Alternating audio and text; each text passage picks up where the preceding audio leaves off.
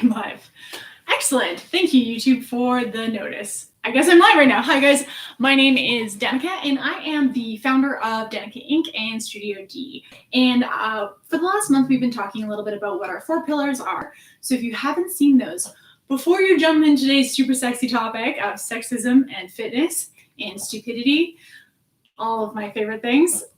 Make sure you watch the other things, just so that you know, I am just a negative Nancy, but ultimately I'm also a smart negative Nancy who has a point to everything I say. So watch everything else and then come right back here. So today we're going to be talking about why fitness is sexist and dumb. And I know those are loaded, and I know I'm about to get hit. We have one other video where we talk about like some of this a little bit, and it's gone a little bit viral in the past, but I know we're going to have some feedback in the comments below.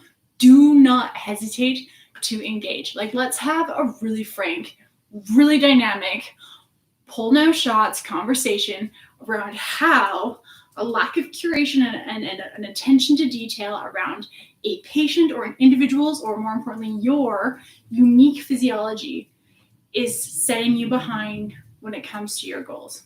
So without further ado, here are 3 reasons why your prepackaged programming or standardized programming isn't actually doing anything for you. So the first thing we're going to talk about a little bit is biodiversity. And the caveat to this entire conversation is I'm a trained medical anthropologist, so we're about to enter my wheelhouse. If I go off on like a tangent, I'm so sorry. Please love me anyways. I'm going to do my best to stick to the points. But biodiversity. So within humanity, there is a reasonably large spectrum of biodiversity, with the majority of it being in the East African Rift system. If you didn't know that, now you have a cool fact for like party tricks. Beyond that, though, even within the rest of like what would look like homogenous Western culture, there's a ton of variety. So when we came out of Africa the first time, that's like the wave 1, we have a splitting of people who stay in Africa versus everyone who leaves. And then a second wave comes out and they meet Neanderthals and Dmanisi. They're both humans, and so we can still breed into those populations. And so because of that, the impacts on these multi-species relationships on these skeletons, the ligature, and the physiology of these humans is actually really fascinating. And so this is one of the reasons, and I'm not for biodeterminism, don't take it this way, but when you work with a practitioner, you work with a trainer, you want someone who's actually going to pay attention to how you specifically are built. And so here's the thing.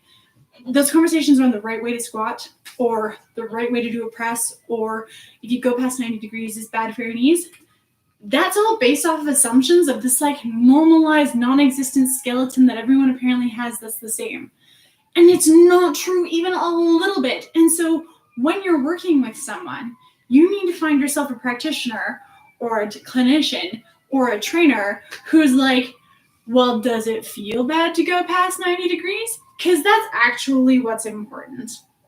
Kate and I have had this conversation a million times where she's like, well, isn't that common sense? I'm like, girl, you wish it was.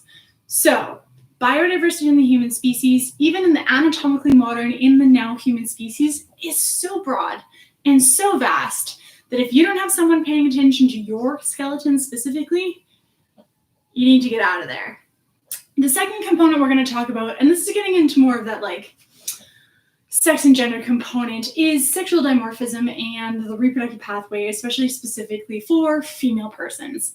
So first and foremost, male and female are biological sexes, and even that is debatable because there's different ways that you can attribute sex. And then you have gender, and you have masculine genders and feminine genders, or traditional man and woman genders, however you want to kind of like spectrum that. And there is a spectrum to it. And I think when people think about like sexual dimorphism, they think specifically about, okay, man and woman, but then they also think about like, oh, well, if you're not, a man or woman, it's because you're a trans person. There's so much, and if we go back to that biodiversity point, there's so much diversity in humans. You can be born with an XX chromosome over here and all female genitalia and have male hormones. What sex are you now? Right? So it's not that we're saying, when you come into Studio D, we're going to do like some sort of sex testing on you. A, that sounds weird. And B, no, that's not what we're going to do. But If we're training you or working with you or rehabbing an injury with you, and we find out, oh, this body responds like X when we do Y, we're paying attention and we'll adjust for you. Pre-parceled packages and programming out of a box like what you'd get on bodybuilder.com, it might work for a little bit of the time, but it's not going to take you all the way to your goals. You need someone who pays attention to the difference between not just generic male-female differences, but also the entire human spectrum in between. Now, when we go back to like the more traditional differences between male and female, even within that, and Kate and I were talking just as I was prepping this, that I've had conversations with studio owners where I was like, well, like it's different for females. We burn fat differently, and estrogen impacts our ability to burn fat efficiently at different times in our cycle. So when we do this with people, we need to be aware of, are you on week 3? Because if we're on week 3, this is about to go sideways. And recognize that in our training and our rehabilitation. Your ability to clear blood lactate, girl, that's going to change. Your ability to put out, to burn fat, that's going to change. And so working with someone who doesn't hold that space for you is not worth your time. This is my feminist rant. I'm also the founder of My Normative. I'm just going to plug that here. Sorry, Studio D, which is a software working to address this very issue. It's infuriating. Okay, finally, item 3. This has to do with transient life stages. And so when we think about, hormonal transients or reproductive transients, we can think again about that trans example. We can also think about menopause, right? People go through menopause, men and women. And so if we think about that, your body's desire to burn fat, if we talked about how estrogen cycling in your reproductive states helps you burn fat efficiently, guess what menopause does? If you're working with somebody who isn't designing programming for you, especially if you have weight loss goals and you're a menopausal person, get out of there, right? And I know I'm like, such a negative Nancy, but it's super true. And this is the thing that just like gets me fired up.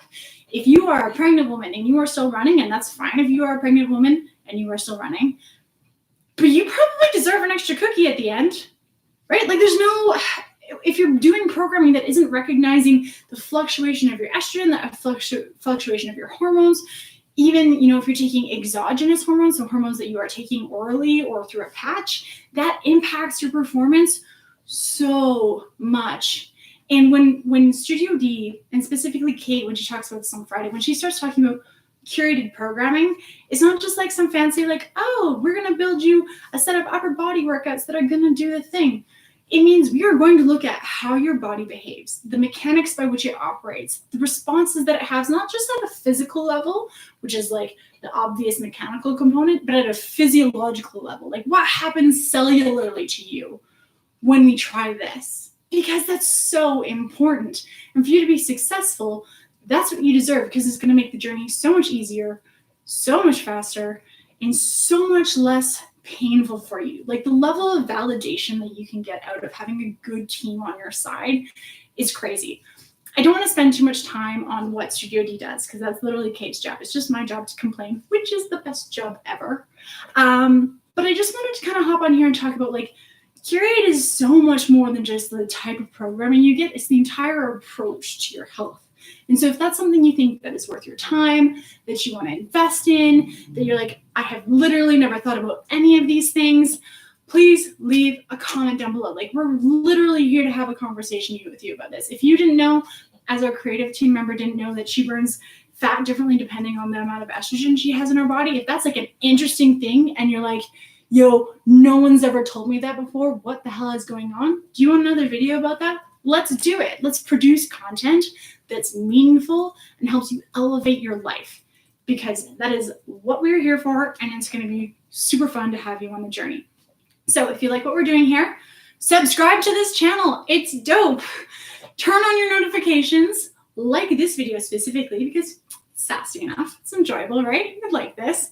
Perfect. And leave a comment below, because genuinely, there's no conversation here if it's not with you. We'll see you on Friday. Kate's going to unpack all the dope shit we're doing, and we'll talk to you soon.